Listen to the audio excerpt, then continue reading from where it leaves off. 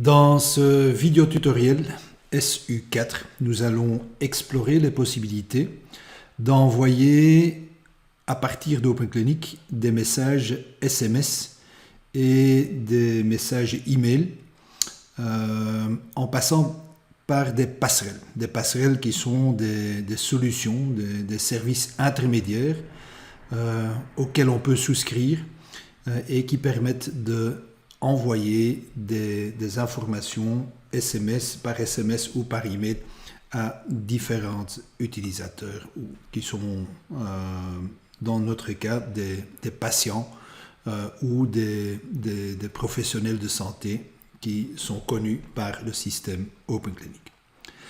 Alors, en premier lieu, nous allons devoir faire quelques configurations de base dans l'instance OpenClinic.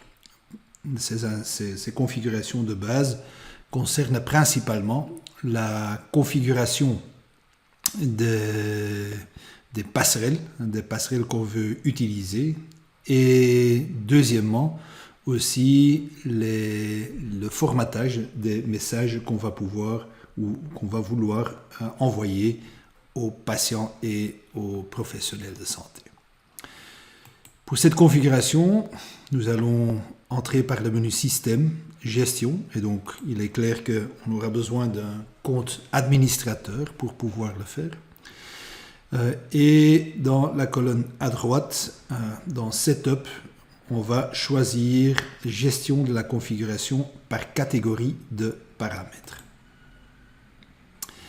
Et là, on a différents chapitres avec des paramètres de configuration. Nous allons choisir le dernier chapitre qui est le Messaging Gateway. Donc quand je clique sur le plus, je vais voir qu'il y a toute une série de paramètres qui apparaissent. Alors, je vais les parcourir avec vous. Et donc, le premier paramètre s'appelle Cell Phone Country Prefix. Ça, c'est en fait le préfixe du pays que le système va automatiquement ajouter à un numéro de téléphone qui est fourni. Si ce numéro de téléphone, premièrement, ne commence pas déjà avec ce préfixe, et deuxièmement, est un numéro de téléphone donc local, et donc pour pouvoir envoyer des messages à travers des passerelles, typiquement les numéros de téléphone vont devoir commencer par le préfixe national du pays dans lequel le numéro de téléphone est enregistré. Donc ça, moi j'ai choisi ici le numéro 32 parce que actuellement je suis en Belgique et donc je vais utiliser un numéro de téléphone belge pour recevoir des informations. Donc si je vais envoyer un numéro de téléphone belge où je ne mets pas le préfixe du pays, de la Belgique, il va automatiquement ajouter le 32. Une deuxième option, c'est qu'on va demander d'enlever le premier zéro du numéro de téléphone si le premier caractère du numéro de téléphone, évidemment, commence par 0. Par défaut, la valeur est active, donc ça veut dire que OpenClinic va automatiquement enlever le premier zéro d'un numéro de téléphone. Mais dans certains pays, le premier zéro doit quand même être gardé, même si on met un préfixe du pays. Ici, pour la Belgique, le premier zéro d'un numéro de téléphone belge n'est pas autorisé. C'est de même au Burundi, au Rwanda, au Congo. Donc on enlève le premier zéro. Donc typiquement, vous laissez cette valeur sur 1. Ça, c'est deux configurations qui sont liées évidemment aux messages qui vont être envoyés par SMS. Donc ça concerne les numéros de téléphone. Le troisième paramètre est lié, et le quatrième aussi, le troisième et le quatrième sont liés aux messages qui vont être envoyés par email et encore plus spécifiquement pour les messages qui vont être générés par le module de laboratoire. Je vois ici le Lab Mail Mode.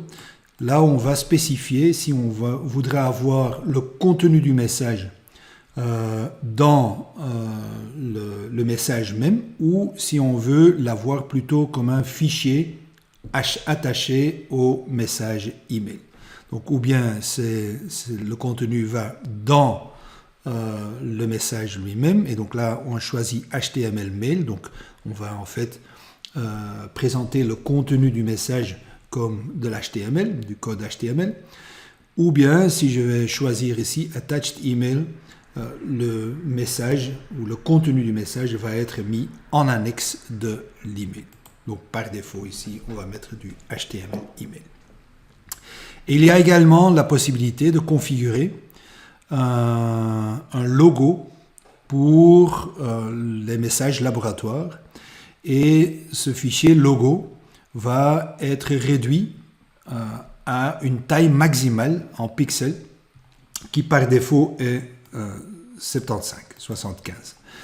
Si jamais j'aimerais avoir un plus grand logo ou un plus petit logo, je peux jouer avec ce paramètre et donc le diminuer à 50 ou l'augmenter par exemple à 100 ou 150.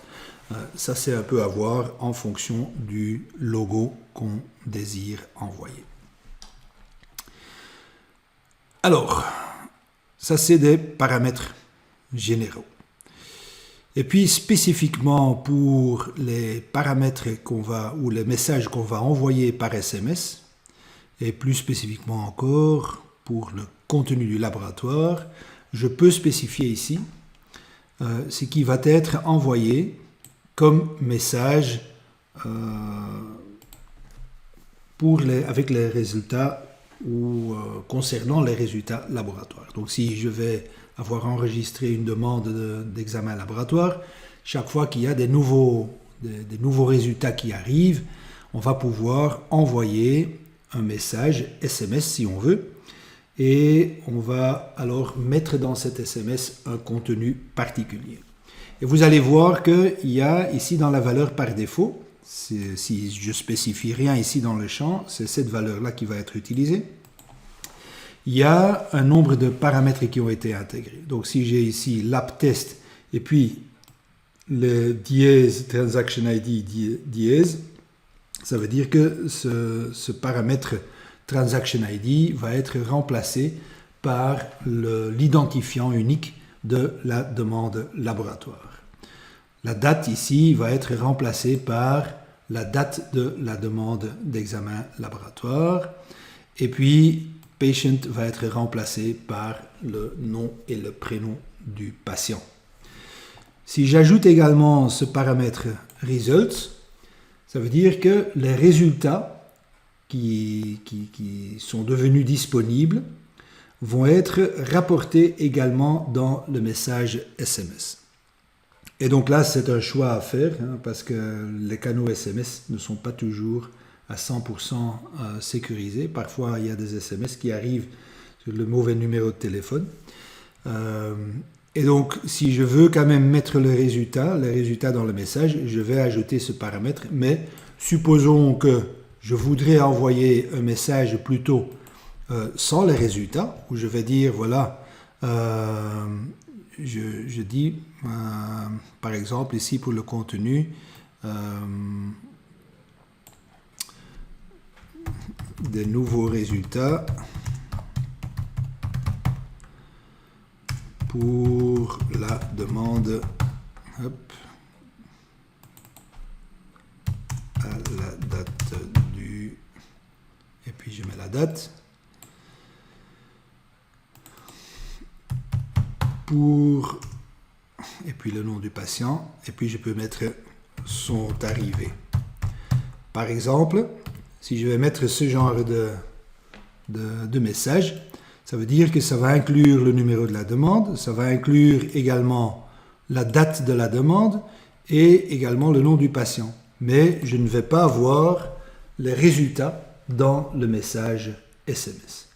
Dans notre cas ici, on va avoir les résultats qui seront repris dans le message SMS. Mais donc, vous voyez que vous pouvez ici changer le contenu de ce message, vous pouvez changer le message SMS qui va être envoyer. Et puis pour les SMS, je vais pouvoir choisir également un service de passerelle. Il y a plusieurs sociétés, plusieurs organisations qui offrent des services API. Donc c'est des interfaces de programmation, d'application, et avec lesquelles OpenClinic peut communiquer. Et donc on a le choix ici entre une série de services qui existent et qui sont configurés, qui sont préconfigurés dans OpenClinic. Dans l'avenir, il y en a encore d'autres qui vont être ajoutés, entre autres le service WhatsApp. Et on choisira un service qui correspond le mieux aux besoins du pays dans lequel on est en train de travailler. Moi, j'ai pris ici Expert Texting. C'est un service américain qui est assez bien, qui fonctionne assez bien, par exemple ici en Europe.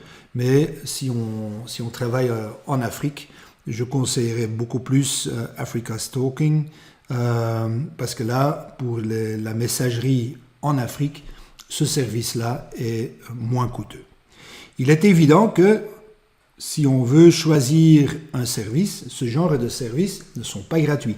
Donc, typiquement, on va devoir acheter des crédits chez le service ou l'opérateur en question. Et chaque fois qu'on va envoyer un message, il y aura un coût qui va être lié à ce message et qui va être réduit du crédit qu'on a acheté. Et donc pour l'Afrique, par exemple, Africa Stalking, c'est un des fournisseurs les moins chers aussi pour les messages qui sont envoyés soit au niveau national d'un pays africain, soit au niveau international. Parce qu'ici, les services ou les opérateurs ne sont pas limités à l'un ou l'autre opérateur télécom. Donc si on envoie un message, peu importe l'opérateur télécom auquel on envoie le message, le service devrait en fait fonctionner. Bien que c'est toujours attesté avant de mettre ce genre de service en œuvre. Le premier ici, SMS Gateway, c'est celui qui va être utilisé pour tous les messages qu'on va envoyer à des numéros de téléphone nationaux. Je peux éventuellement choisir un autre opérateur pour les messages qui sont envoyés en dehors du territoire national. Donc si je vais envoyer ça au niveau international, dans un autre pays, je peux éventuellement choisir un autre opérateur. Parce qu'il y a certains opérateurs qui sont très, très effectifs, très efficaces et bon marché pour tout ce qui est la communication nationale, mais qui peuvent être moins efficaces ou beaucoup plus chers pour le trafic international. Et donc ici, on peut moduler, on peut choisir différents opérateurs pour le national et pour l'international. Une fois qu'on a choisi dans cette section ici la passerelle qu'on veut utiliser, on va devoir configurer également les paramètres spécifiques pour la passerelle en question. Comme je vous avais déjà dit, on va devoir s'enregistrer sur cette passerelle, sur ce service, et on va acheter du crédit, et le système en question, le service en question, va nous fournir un code d'accès. Typiquement, c'est un nom d'utilisateur avec un mot de passe ou une clé secrète qui va devoir être utilisée par OpenClinic dans la communication. Et donc, comme j'ai choisi ici le fournisseur Expert Texting, je vais descendre jusqu'au chapitre où j'ai Expert Texting et où je vais en fait utiliser l'URL. Je vais devoir spécifier l'URL qui va être utilisée par OpenClinic pour envoyer les messages Expert Texting. En réalité, ces URL sont déjà préconfigurés dans OpenClinic. Donc, si je le mets ici ou si je l'efface, peu importe. Donc, je vais peut-être sauvegarder. Voilà, je reviens à mon Expert Texting. Il est enlevé. OpenClinic va de toute façon utiliser l'URL par défaut qui devrait être normalement aussi l'URL correcte. Et puis on peut spécifier avec quel identifiant on va envoyer les messages en question. Ça, c'est quelque chose qui fonctionne seulement quand vous avez acheté explicitement ce service. Sinon, c'est un numéro court qui va être utilisé par défaut par le service pour envoyer les messages. J'ai besoin d'un nom d'utilisateur. Donc ici, j'ai mis le nom d'utilisateur. J'ai besoin également d'une clé de API pour Expert Texting. Et j'ai également un code secret, donc un mot de passe qui doit être fourni dans ce système, que je ne vous montre pas ici, mais donc qui peut être préconfiguré et certainement pour faire des exercices ou pour faire des tests d'évaluation, on pourra activer un tel service ou une telle passerelle pour pouvoir réellement envoyer des messages, ce que je vais vous montrer ici également. Et on voit que pour les autres fournisseurs, les autres opérateurs, on peut avoir différents types de codes d'accès qui doivent être fournis, donc ça dépend un peu d'un fournisseur à l'autre, mais une fois que vous avez choisi un fournisseur particulier, vous pouvez mettre les coordonnées de ce fournisseur. Et voilà, une fois que j'ai configuré ces informations de base, je vais pouvoir préparer mon système pour envoyer des messages SMS et des messages email. En plus de ces configurations de base, il existe encore un nombre de configurations qui sont spécifiquement liées aux messages qu'on veut envoyer dans le cadre de la gestion des rendez-vous des patients. Et pour cela, on va d'abord dans Gestion. Et puis, il y a dans la colonne à droite, Gestion des libellés spécifiques pour le site. Si j'ouvre cette page, je vais tout à fait en bas de la page. Je vais voir qu'il y a deux paramètres là qui nous intéressent, en fait, qui sont importants pour la configuration de tout ce qui est passerelle email et SMS. Et le premier paramètre, c'est en fait le titre qui va être utilisé dans les messages. Donc ici, ça s'appelle rappel de rendez-vous. Si je veux changer ça, je dis voilà, rappel de rendez-vous à hôpital de district, Open Clinic, Moravia par exemple. Et je mets ça ici aussi, at District Hospital, Open Clinic, Moravia. Voilà, maintenant j'ai changé simplement le titre des messages. Dans le deuxième paramètre, c'est en fait le contenu des messages de rappel pour les rendez-vous qui va être envoyé. Et donc ici, j'ai par exemple le texte rappel, vous avez un rendez-vous planifié à l'hôpital district Open Clinic Moravia pour, et puis le paramètre, c'est un peu comme avant hein, pour le laboratoire, le paramètre patient name va être remplacé par le nom du patient et le paramètre appointment date va être remplacé par la date et l'heure du rendez-vous. Et je peux utiliser les mêmes paramètres évidemment dans le texte ici en anglais. Je spécifie les deux langues ici qui sont pré-installées dans mon instance Open Clinic. Si je veux envoyer également des messages dans d'autres langues, en fait ici, Open Clinic va choisir par défaut la langue du patient. Donc un patient qui est lié à un rendez-vous, si là il trouve qu'une des langues, ou la langue du patient fait partie d'une des langues qui sont configurées dans le système, il va prendre la langue correcte. Si par exemple on a mis que la langue du patient c'est l'ukrainien ou c'est le russe ou c'est le kinyarwanda ou le kirundi, ben, évidemment cette configuration ne sera pas présente dans le système et là le système va retomber sur la langue par défaut pour la messagerie. Et alors cette langue là on peut la configurer également dans système, Donc ça, c'est la langue par défaut. Gestion de configuration. Et là, il existe un paramètre qui s'appelle Patient Appointment Reminder Language. Si je vais chercher, par défaut, ce paramètre n'est pas configuré, mais par défaut, il a la valeur FR, donc français. Si la langue du patient n'est pas reconnue dans le système, il va envoyer le message en français. Si jamais je veux que ce soit envoyé en anglais, si la langue n'est pas reconnue, je peux simplement ajouter le paramètre dans le système et je mets ici EN pour English, donc pour l'anglais. Et à partir de ce moment-là, les messages par défaut vont être envoyés en anglais, sauf si la langue du patient sera, dans notre cas, le français.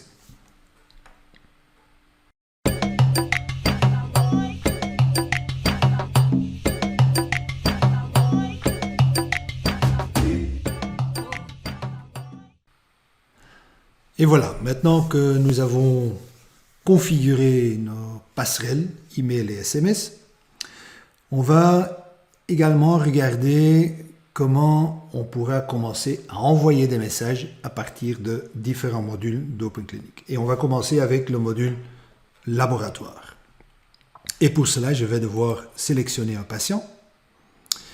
Et pour le patient en question, bon, il a un contact actif, parce que sinon on va devoir enregistrer sur des anciens contacts. Je vais ajouter dans le contact actif une demande laboratoire. Donc, je clique ici et puis j'ajoute une nouvelle demande laboratoire. Et dans cette demande laboratoire, avec la liste rapide, on va par exemple cocher ici le NFS et je vais avoir toute une liste d'analyses qui peuvent être ajoutées à la demande.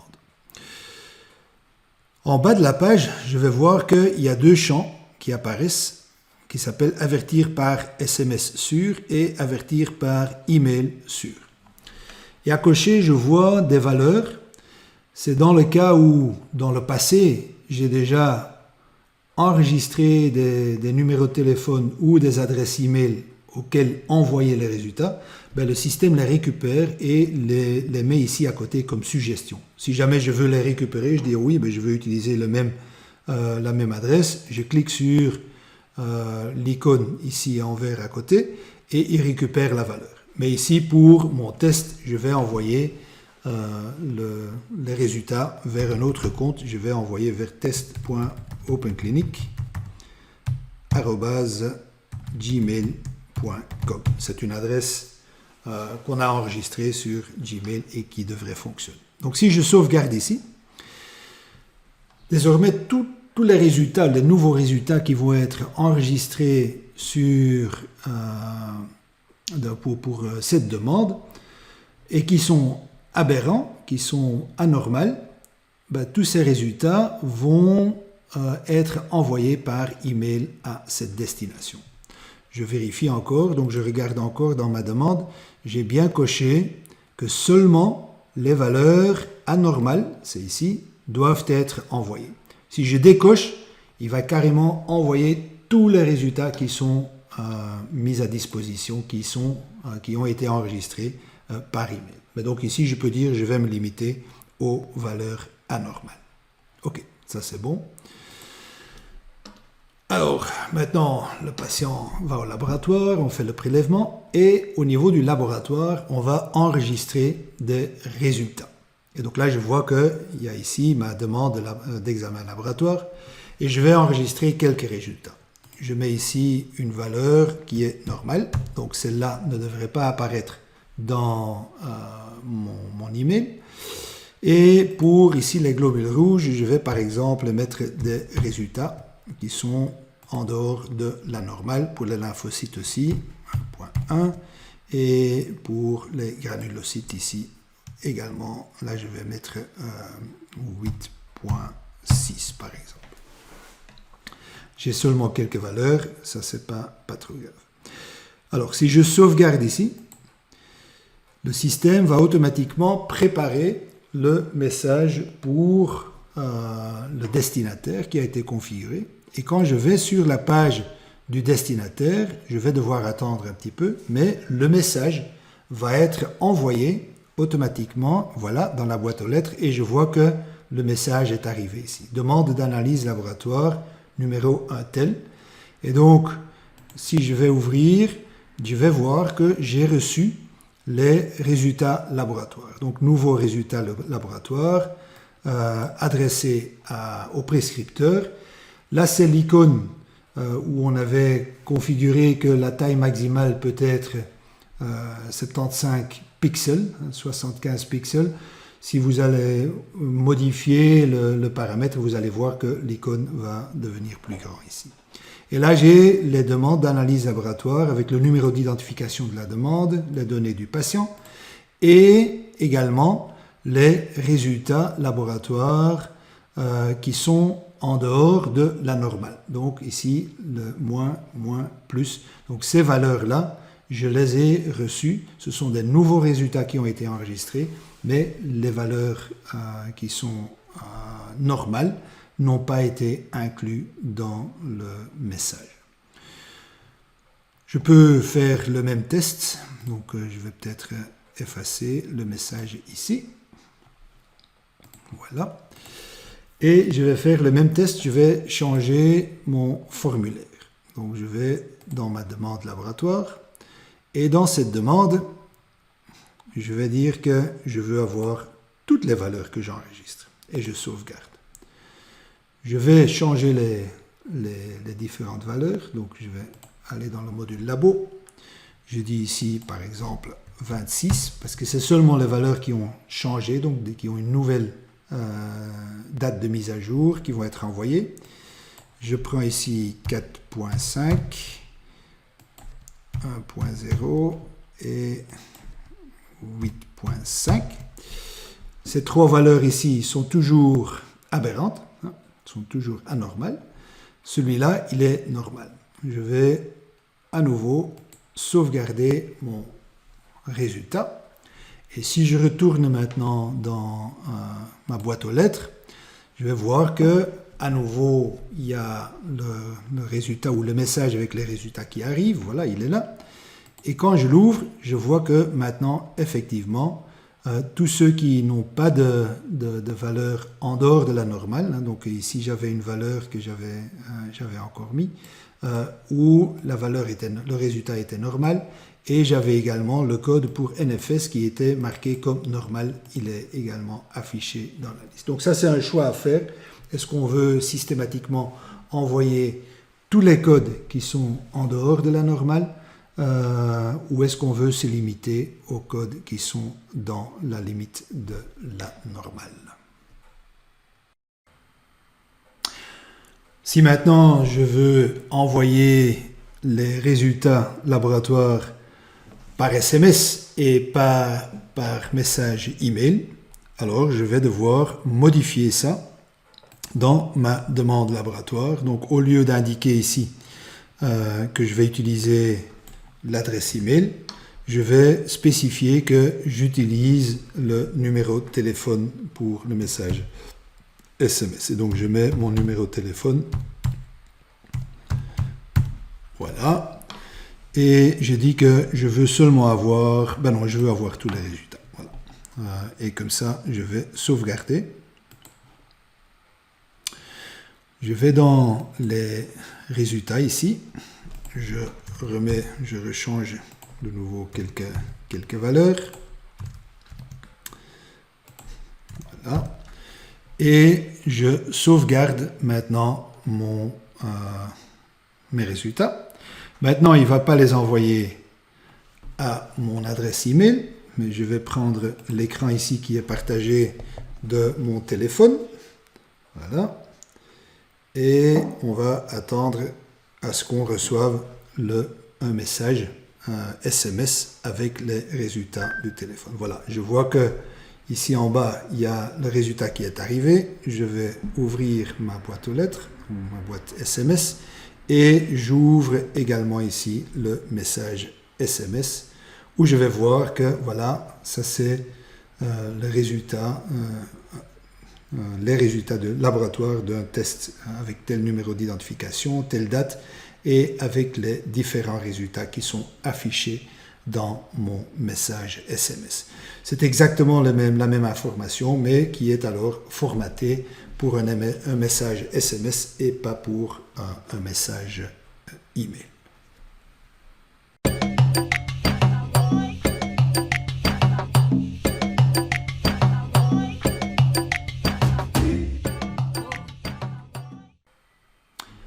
Un autre module qui permet d'envoyer des messages SMS et email, c'est le module de gestion des rendez-vous. Et essentiellement, il s'agit de l'envoi de rappels pour des rendez-vous que les patients ont pris dans la structure de soins. Et pour ce faire, on va ouvrir le dossier d'un patient. Et puis ensuite, on va dans le module du planning, donc l'agenda. Et une fois qu'on est dans l'agenda, on pourra prendre un rendez-vous dans l'avenir, évidemment. Et quand j'ouvre une nouvelle fiche de rendez-vous, automatiquement, le système va enregistrer la date de début et l'heure de début, la date et l'heure de fin. Et j'ai également un chapitre en dessous ici qui s'appelle avertissement. Ce module-là va me permettre d'envoyer un message de rappel à ce patient un nombre de jours à l'avance. Donc ici, je peux sélectionner combien de jours à l'avance, par exemple 2 jours à l'avance, soit par SMS, soit par email ou bien les deux. Supposons que je veux seulement envoyer par email, j'enlève ici l'adresse de l'SMS ou le numéro de téléphone pour le champ SMS. Les valeurs viennent en fait de la configuration du module administratif ou du volet administratif du patient. Donc quand je vais annuler ici, quand je regarde dans la fiche du patient, dans administration, privé, et je vais dans modifier, je vais voir que l'adresse email et le numéro de téléphone mobile ont été configurés ici. Donc ce sont ces données-là qui sont automatiquement récupérées par le module de gestion des rendez-vous. Donc quand je fais ici l'enregistrement d'un nouveau rendez-vous, je peux dire voilà 2 jours à l'avance et je vais seulement envoyer à l'adresse email. Oh, sorry, j'ai appuyé sur le mauvais bouton là. Je le fais à nouveau. J'enlève et voilà 2 jours à l'avance et je sauvegarde mon rendez-vous. Maintenant que c'est sauvegardé, en arrière-plan, le système va voir que pour ce rendez-vous, il fallait avoir averti il y a 2 jours et donc il ne l'a pas fait. Donc il va encore générer un message de rappel pour le patient en question.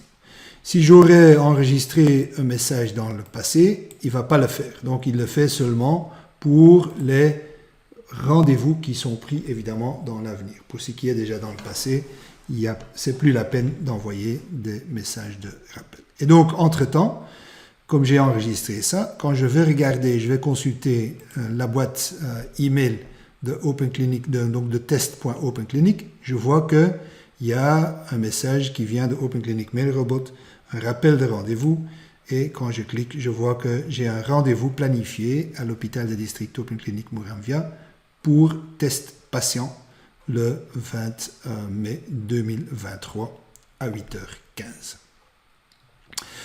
Ici, ça c'est le titre qui est repris et qui vient en fait du module de configuration, donc le libellé du système. Donc si là, je vais changer ce message, je vais encore dans gestion des libellés spécifiques pour le site, je descends ici. Quand je mets ici rappel de rendez-vous pour HD OpenClinic Muramvya, ici for District Hospital OpenClinic Muramvya, et je sauvegarde ce paramètre. Je vais vérifier, voilà, ça a été bien sauvegardé. Si maintenant je vais prendre un rendez-vous, je vais encore enregistrer un autre rendez-vous pour le même patient.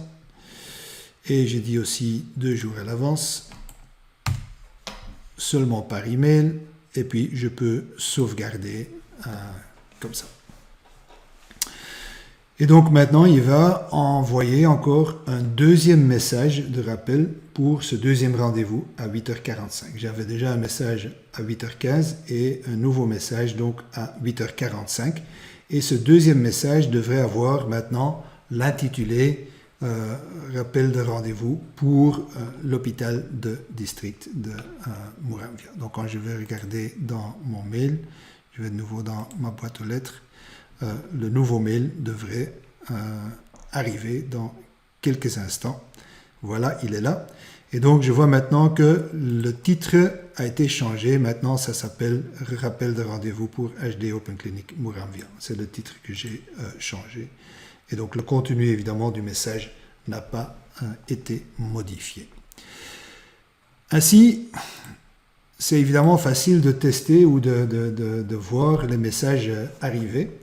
Mais parfois, et donc je vais peut-être effacer ces deux messages ici, ou ces deux rendez-vous plutôt. Je vais également les enlever de ma boîte aux lettres. Voilà. Si jamais j'enregistre un rendez-vous plus loin, par exemple ici en juin, et que je veux également avertir le patient, par exemple 2 jours à l'avance, si maintenant je vais sauvegarder, en réalité je vais devoir attendre jusqu'au 6 juin avant de voir apparaître le message en question. Donc il n'y a pas de nouveau message qui va arriver dans ma boîte aux lettres. Et par contre, si je veux quand même tester ou je veux quand même déjà envoyer plus tôt que les 2 jours qui ont été programmés dans la fiche du rendez-vous, je veux déjà envoyer le message, donc je vérifie, donc le message n'est effectivement pas encore arrivé dans ma boîte aux lettres. Je peux forcer en fait, je peux forcer l'envoi de ce message en utilisant ici le bouton test. Donc quand je vais cliquer sur test, il va me dire voilà, le rappel a été envoyé. Ça c'est un bouton qui nous permet de renvoyer à tout moment un rappel au patient pour un rendez-vous précis. Et donc, une fois que j'ai cliqué là-dessus, je vais ici annuler. Et je vais dans ma boîte aux lettres. Je vois que le rappel est arrivé dans mes mails. Donc ici, le rappel est là. Et donc, c'est nouveau. C'est le même rappel pour le rendez-vous que j'avais pris maintenant le 8 juin. Donc ça, c'est une autre possibilité et qui est d'ailleurs assez pratique pour tester la communication et pour tester la configuration des passerelles qu'on a activées dans OpenClinic.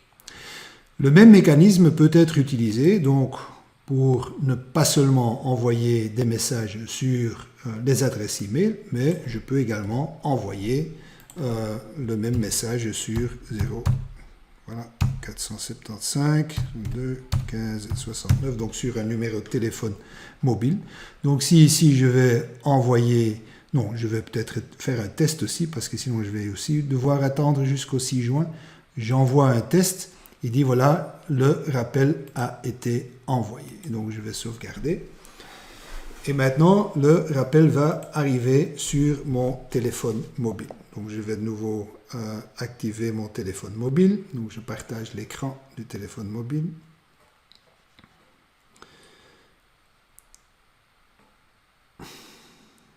Et voilà. Et donc, je vois que, voilà, il y a juste un nouveau message qui est arrivé. Et je vais regarder ici. Et donc, après le message que je m'étais envoyé pour le laboratoire, je vois maintenant que j'ai reçu un message de rappel pour le rendez-vous à l'hôpital OpenClinic Muramvya, et donc pour le 8 juin. Donc, on peut choisir comment on envoie les informations, soit par email, soit par SMS. Et ce n'est pas trop compliqué à le faire. Là où c'est important de bien configurer le système, c'est au niveau évidemment des interfaces avec les passerelles. Et donc si on choisit une passerelle comme le expert texting, il faut avoir correctement enregistré un compte, il faut avoir alimenté le code et avoir récupéré les codes le login et le mot de passe de ce service de passerelle, parce que sinon, évidemment, les messages ne vont pas passer. Ça, c'est seulement pour les SMS. Pour les emails, les messages devraient toujours passer à condition que vous avez une connexion Internet fonctionnelle.